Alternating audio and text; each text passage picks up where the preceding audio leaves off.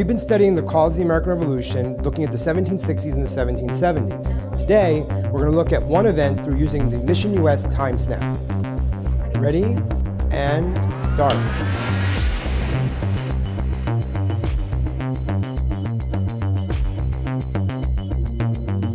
Hello, Agent. Welcome to CARPA's TimeSnap project. You'll be investigating a shooting that was called the Boston Massacre. TimeSnap is an interactive learning experience that uses virtual reality to support high school students in making sense of challenging historical texts.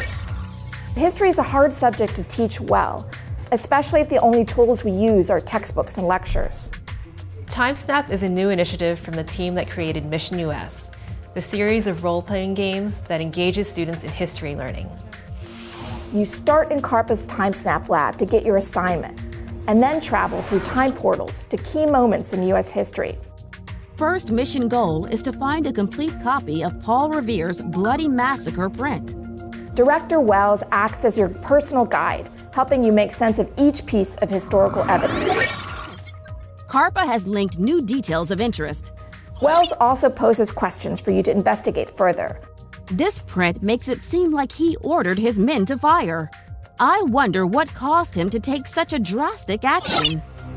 That must be Captain Preston. He was the officer in charge of the British soldiers. They say trial for murder. I could hang. I must prove my innocence. The TimeSnap evidence locker measures students' understanding by asking them to identify relevant sources. What do you think will help visitors understand the Boston Massacre?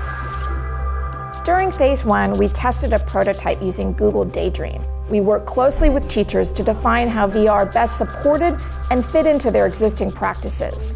Based on our pilot study of Mission US TimeSnap in 2 high school history classrooms, when compared to their classmates who did not use the virtual reality technology, the students who did use the VR retained more content knowledge about the Boston Massacre.